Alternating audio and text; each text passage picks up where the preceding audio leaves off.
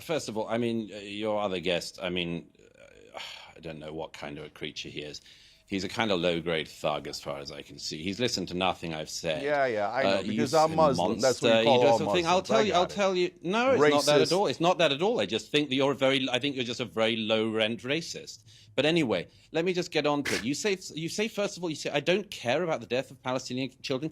Yes, I do care. I care very deeply about it. But I also know that the responsibility for their deaths lies on Hamas, which has misgoverned their society for the last 16 years and now has been leading the country into being in a war with Israel. So, yes, it's on Hamas, this. As for seeing wars, by the way, I just mentioned about seeing wars because as far as I can see, you're very ill-travelled as well as rather ill-lettered and ill-spoken. And I mention that I cover wars and go to wars because I happen to think myself that it's worth seeing things with your own eyes, including things that you don't particularly like, but you report the truth. I don't know if you ever even leave your own bedroom. And I can tell already that you don't because you've already said something that demonstrates you know nothing about this conflict. You have just demonstrated it in the following terms. You said that this is why we need to push for a two-state solution and give legitimacy to the Palestinian Authority. I'll tell you something you don't know because I guess you spent no time in the West Bank, have you? I'll tell you something you probably don't know.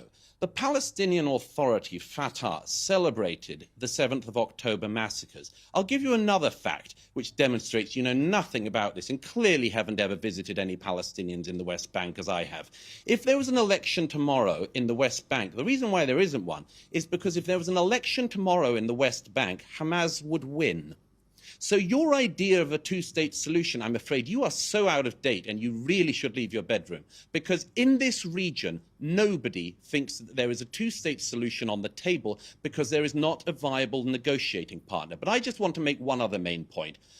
You have gone on and on tonight, throwing accusations out against the Jewish state, against me. It's the sort of thing you do. I know you're a sort of online pugilist and think you can run for office, and good luck with that.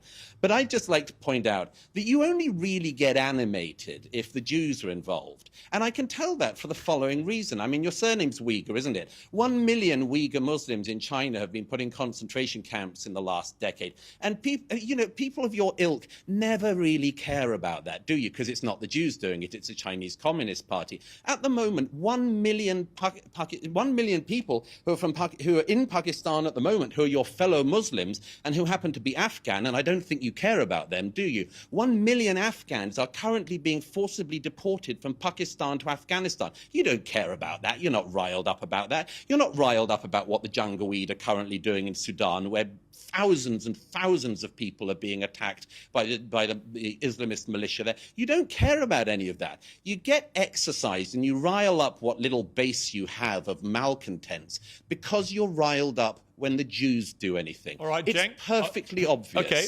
I'd urge you again, Cenk, leave your bedroom sometime and come to this region and see it for yourself. Hey, I thought I was supposed to get the last word. This idiot's talking about bedrooms. The Palestinians hey, do you care about the babies? Do you care about the women? Douglas, why don't you admit you don't care about dead Palestinian babies, dead Palestinian women, because you don't mind it? Israel. You say right or wrong, no matter how many people they have murdered, no matter how many kids they have crushed to death, you don't care because you don't care about human beings. All you want is some sort of warmongering, Israeli state, U.S. state, etc. All right, neocon, war I've got to wrap it up. I've got to say, listen, little man. I think we actually had a very little man. I found You're it super evil. You don't mind the deaths of all those thousands of people. Let's not evil descend. Warmongering. Jake, let's not descend into this. I actually think, with a few exceptions, we had a good debate there, right? I understand passions run high. I think it's a shame whenever I do these debates when it gets ad hominem in the way that it has occasionally tonight. But I do think we've also had some really smart takes from both sides about what is going on and where we need to get to. I think we can all agree on one thing. We all want to end up with peace here somehow. It's going to be horrendously difficult. We do. It's very complicated. Here's, that's not true. But I do think I don't actually think, knowing both of you as I do, I don't believe the charge that neither of you care is true. I think you do care about all the lives that are being lost. It's just a lazy smear. And I think that we should start from an acceptance we all care and then try and be more constructive. But listen, I thank you both for joining me.